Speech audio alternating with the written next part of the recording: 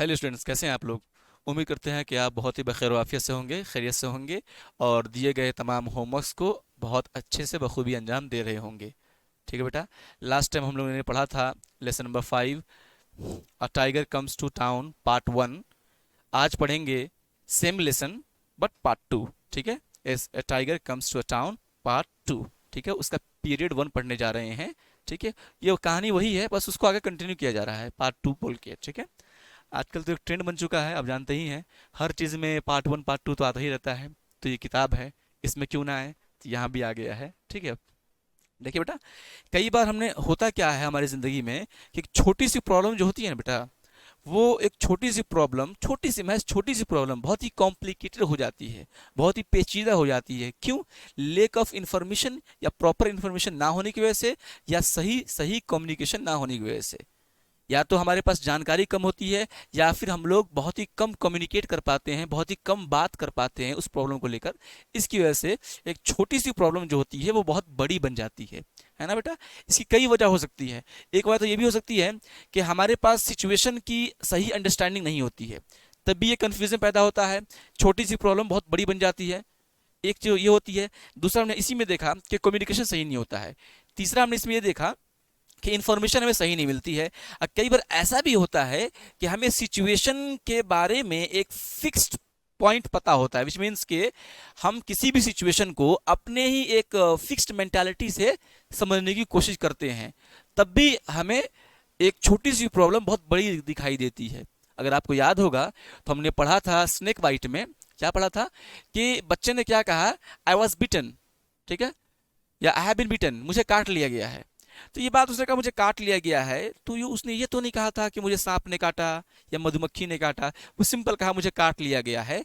तो इस चीज के रिएक्शन में हमने क्या देखा कि जो उनके ग्रैंडफादर थे, उस बच्चे को हरीडली बहुत तेजी के साथ गोद में उठाकर लेके भागे। किसके पास? उस वैद्य हकीम, झाड़ फूक करने वाले बूढ़े आदमी के पास लेकर चले गए और सांप के काटने का इलाज करवाने लगे वो। आखिर उससे उसे किसने कहा कि बच्चे को सांप ने काटा? किसी तो कहा नहीं। लेकिन एक फिक्स्ड वे ऑफ थिंकिंग थी उनके पास। एक एक पहले से उनके मेंटल में, उनके जहन में पहले से एक बात फिक्स हो चुकी थी कि काटेगा तो सांप ही काटेगा, क्या कोई और चीज नहीं काट सकती है। तो ऐसी गलतफहमी कई जगह होती है, लेक ऑफ इंफॉर्मेशन की वजह से होती है, सिचुएशन को ना समझने की वजह से होती है, या लेक ऑफ कम्युनिकेशन की वजह से भी ऐसी मिस्टेक्स होती है, जहां छोटी सी चीजों को हम बहुत बड़ा समझने लगते हैं। है ना बेटा। तो आइए इस चैप्टर को और अच्छे से समझते हैं कि क्या होता है। इससे पहले आपको बताऊं बेटा, लास्ट टाइम हमने क्या पढ़ा था पिछले चैप्टर में, विच मीन्स के इसके पार्ट 1 में पढ़ा था कि किस तरीके से वो टाइगर स्कूल मास्टर के रूम में दाखिल हो जाता है, उसके बाद वहां वो सो जाता है थोड़ी वक्त के लिए। ठीक है, तभी बाहर से कुछ टीचर उस रूम के दरवाजे को लॉक कर देता है। ठीक है, ताकि वो शेर वहां ट्रैप हो जाए, फंसा रह जाए। है ना बेटा, ये हमने देखा था उसमें।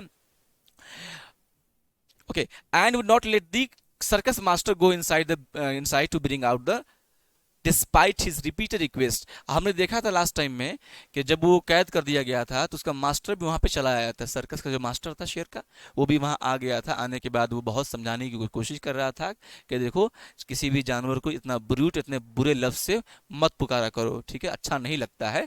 सारी बातें वहां पे हो रही थी। वो अंदर आने की कोशिश कर रहा था, वो अपने अपने टाइगर को बाहर निकालने के लिए, लेकिन लोग वहां उनसे बहस कर रहे थे, उसकी बात को मान नहीं रहे थे और उसको अंदर जाने नहीं दे रहे थे।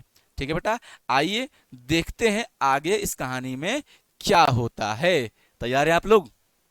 बिल्कुल होंगे तैयार, क्यों नहीं होंगे, पढ़ने जो बैठे हैं।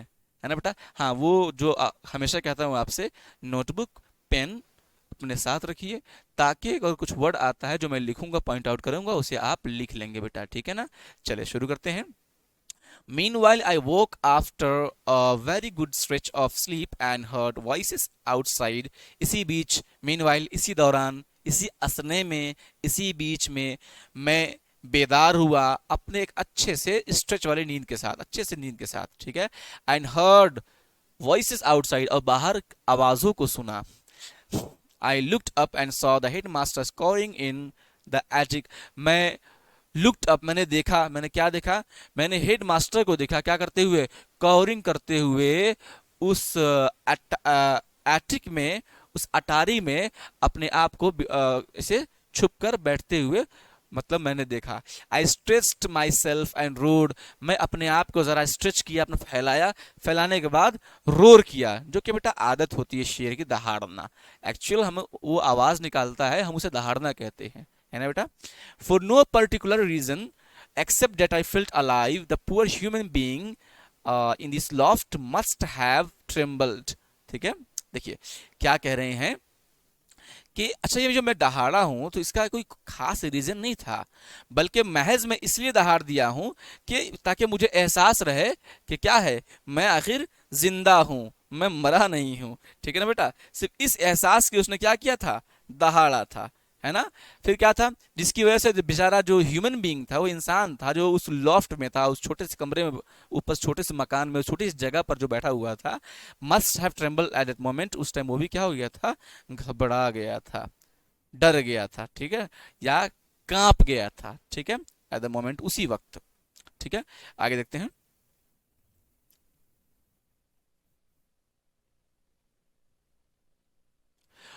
ओके, देखिए बेटा, I wish to assure him that I was not going to hurt me him, मैंने चाहा कि उसे यकीन दिला दूं कि I was not going to hurt him, मैं उसे तकलीफ पहुंचाने या चोट पहुंचाने नहीं वाला हूं।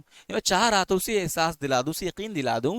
आई raised my self, put up my 4 legs on the wall, मैं अपने आप को रेज किया, आगे बढ़ाया, अपने आप को आगे बढ़ा किया, and put up my 4 legs, आगे के 2 पैरों को, ये दिख रहा है 4 legs, ये आगे के 2 पैर जो है, अपने आगे के 2 पैर को वॉल के ऊपर रखा, एंड स्क्रैच्ड इस, उसे स्क्रैच किया, से नोचना, ठीक है, उसे नोचा, स्क्रैच किया, and growl softly which made him more, okay, more nervous, ठीक है, ही इज नर्वस, ठीक है, या ऊपर नीचे हो गया स्लाइड में, कोई दिक्कत नहीं है।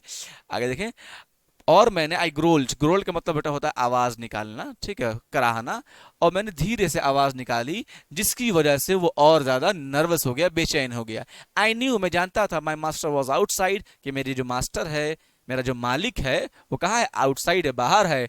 आई कुड हेयर हिम से, मैं उन्हें ये कहते हुए सुन सकता था कि no one is going to school, कोई स्कूल नहीं जा रहा, you will see the tiger come out and walk off with me, तुम देखोगे कि, यू विल सी, तुम देखोगे टाइगर बाहर आएगा और मेरे साथ चला जाएगा। One of you take a ladder in and help the headmaster come down from the attic, आप में से कोई एक सीढ़ी ले ले, लैडर ले ले, विच मीन सीढ़ी ले ले, और हेड मास्टर की मदद करे उसको उस एटिक से नीचे उतरने में, उस ऊपर के कमरे से, जस्ट बिलो द रूफ जो कमरा होता है, लास्ट में बताया था आपको, उससे उसे नीचे उतरने में उसकी मदद कर दें।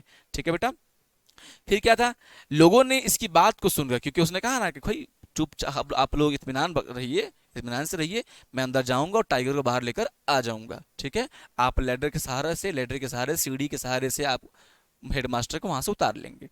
इसके रिएक्शन में लोगों ने क्या कहा, do you mean to say you are going in as you are without arms और प्रोटेक्शंस, दे आस्क्ड हिम, लोगों ने कहा अच्छा, क्या आपका मतलब यह है कि आप वहां जैसे हो वैसे ही जाना चाहते हो या जा रहे हो, विदाउट आर्म्स, बगैर किसी हथियारों के, या बिना किसी सुरक्षा के, बिना किसी महफूज दस्ते के। दे आस्क्ड हिम, उन लोगों ने उससे पूछा, उसके मास्टर से उन लोगों ने पूछा। ठीक है बेटा, तो क्या था रिएक्शन में, उसने क्या कहा, मास्टर ने क्या कहा, क्या कहा देखो, yes that's what I am going to do, हाँ वही मैं करने जा रहा हूँ, we have no time to waste, हमारे पास वक्त नहीं है बर्बाद करने के लिए। The chairman of the tiger committee said, by the powers I have being the second honorary magistrate, अब जो chairman of the tiger committee के भी चेयरमैन होता है बेटा, टाइगर कमेटी के भी चेयरमैन होता है, तो टाइगर कमेटी का जो चेयरमैन है उसने कहा, bye the powers I have being the second honorary magistrate, क्योंकि मेरे पास पावर है, क्योंकि मैं क्या हूं, एक सेकंड ऑनररी मजिस्ट्रेट हूं, ठीक है, इसलिए I give you notice that you shall not open और नॉर इंटर दैट रूम, इसलिए मैं तुमको आगाह करता हूँ, मैं तुम्हें नोटिस देता हूँ, चेताता हूँ कि तुम ना तो दरवाजा खोलोगे, ना ही उसके अंदर तुम दाखिल होगे। ठीक है बेटा, फिर माई मास्टर आस्क्ड, तो मेरे जो मालिक है वो कहते हैं, why do you prevent me from going near the tiger, आखिर तुम मुझे रोक क्यों रहे हो उस टाइगर के पास जाने से, मेरे टाइगर के पास जाने से मुझे रोक क्यों रहे हो। They were at a loss to answer, ठीक है, it's unlawful to commit suicide, they said, they were at loss, to answer. अब वो लोग बिल्कुल खो गए थे, बहुत चक्का हो गए थे जवाब देने के लिए. फिर उन्होंने क्या कहा, इट इज अनलॉफुल, ये गैर कानूनी है किसी भी इंसान के लिए सुसाइड सुसाइड कमिट करना, आत्महत्या करना, है ना, गैर कानूनी है, उन लोगों ने कहा. ठीक है बेटा, आगे देखते हैं. अरे ओके, क्या था, मे बी, हो सकता है, शायद मैं मास्टर ने कहा हो सकता है कि आप सही कह रहे हैं क्योंकि आत्महत्या करना ये अनलॉफुल है, हो सकता है. But which section of the law says that a man should not approach a tiger. वो बात तो सही है कि आत्महत्या करना अनलॉफुल है, गैर कानूनी है, लेकिन ये बताइए कौन से सेक्शन में लिखा है कि एक इंसान एक टाइगर के पास नहीं जा सकता है ना. Are not circus people doing it all the time, क्या सर्कस के लोग ये हमेशा ऐसा करते नहीं रहते हैं. Yes, reply the chairman weakly. बहुत ही कमजोर अंदाज में धीरे से उसने कहा, हाँ बात तो सही है, सर्कस के लोग तो शेर के करीब जाते ही हैं. But that's different, I can time a tiger, it's after all my life that I am risking. क्या कहता है, बट दैट्स डिफरेंट, ये तो अलग है ना. I can time a tiger, मैं टाइगर को पाल सकता हूँ. It's after all my life that I am risking, आखिरकार ये जिंदगी मेरी है ना जिसको मैं रिस्क ले रहा हूँ. आखिरकार ये जिंदगी किसकी है, मेरी है, तो मैं रिस्क ले रहा हूँ, तुम्हें क्या फर्क पड़ता है उससे, है ना बेटा. चलिए आइए कुछ वर्कशीट कर लेते हैं, प्रैक्टिस कर लेते हैं. जो रिमेनिंग स्टोरी है वो हम नेक्स्ट पीरियड में पढ़ेंगे. अभी कुछ वर्कशीट है, कुछ होमवर्क है, वो कर लेते हैं. ठीक है बेटा, आंसर द फॉलोइंग क्वेश्चंस, या क्वेश्चन आपके सामने है. ठीक है, क्वेश्चन पढ़िए और इसके आंसर आप लिखिए और समझिए. बहुत आसान है. Do you mean to say you are going in as you are without arms और protection, they asked him. Yes, that's what I am going to do. We have no time to waste. Answer the above conversation took place outside the headmaster's. ठीक है, क्योंकि question क्या है, एक एक question है, where did the above sentence conversation take place, या ये कन्वर्सेशन है, ये बातचीत है, आखिर हुई कहाँ पे, टेक प्लेस कहाँ, वाकई कहाँ हुई थी. तो आंसर क्या था, the above conversation took place outside the headmaster's room. Headmasters के रूम के बाहर ये सारी बातें हो रही थी. ठीक है बेटा. बी में क्वेश्चन है, who were they being refer to. यहाँ पर दे का वर्ड यूज किया गया, आखिर दे है कौन, दे से रेफर किसे किया गया, किन लोगों को रेफर किया गया है. The teachers who had gathered outside the headmaster's room were the they being referred to the conversation. Conversation के अंदर में they रेफर किया जा रहा है उन टीचर से जो हेडमास्टर्स के रूम के बाहर थे. ठीक है बेटा. नेक्स्ट देखिए क्वेश्चन है, who were they talking to. वो लोग किससे बात कर रहे थे, they विच में दे विच में वो लोग किनसे बात कर रहे थे, they were talking to the tiger's master, वो टाइगर के मालिक से बात कर रहे थे. Why did they want to know if he was going unarmed. आखिर वो क्यों ये जानना चाह रहे थे कि क्या वो तुम निहत्थे जा रहे हो, बिना हथियारों के जा रहे हो.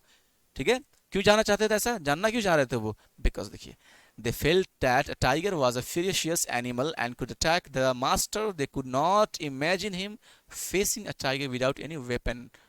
ठीक है, फॉर सेल्फ डिफेंस. इसलिए कि उनको ऐसा लग रहा था कि डाटा टाइगर, एक टाइगर जो कि फेरिशियस होता है, बहुत गुस्सैला होता है, बहुत ही खतरनाक होता है, वो अटैक कर सकता है मास्टर पर. ठीक है, they could not imagine him facing a tiger without any weapons, क्योंकि वो ये इमेजिन नहीं कर पा रहे थे, ये तस्वुर नहीं कर पा रहे थे कि एक टाइगर का सामना करना, वो बिना हथियारों के, बिना अपने सेल्फ डिफेंस के, ये इमेजिन नहीं कर पा रहे थे वो लोग. इसीलिए उन्होंने सवाल किया कि क्या आप ऐसे ही जा रहे हो बिना हथियारों के. आगे देखिए, ई में क्वेश्चन है, why do you think he said we have no time to waste. आखिर वैसा क्यों कहता है कि हमारे पास टाइम नहीं है वेस्ट करने के लिए. मास्टर कहता है ना, क्यों कहता है ऐसा. The tiger had woken up. If he was kept locked for too long, he could get irritated. इसलिए कहता है कि टाइगर चूंकि बहुत वक्त अभी जगा है नींद से, अगर वहीं पे वो लॉक रहा तो वो थोड़ा इरिटेटेड हो सकता, थोड़ा परेशान हो सकता है.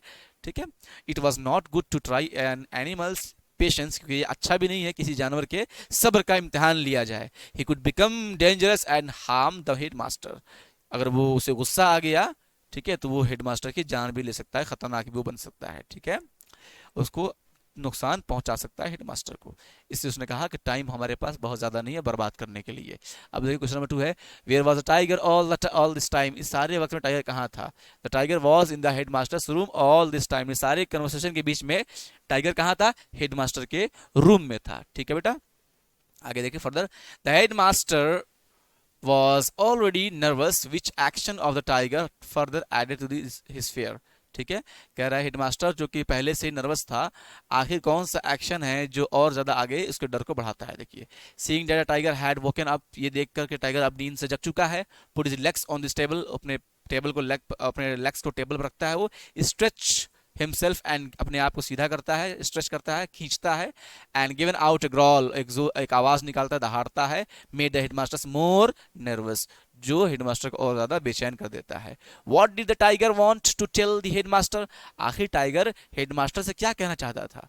He wanted to assure the headmaster that he was not going to harm him, वो चाहता था कि हेडमास्टर यकीन दिला दे कि आप परेशान ना होए, मैं आपको हर्ट करने की कोशिश नहीं करूंगा, ये मैं आपको नुकसान नहीं पहुंचाने वाला हूँ।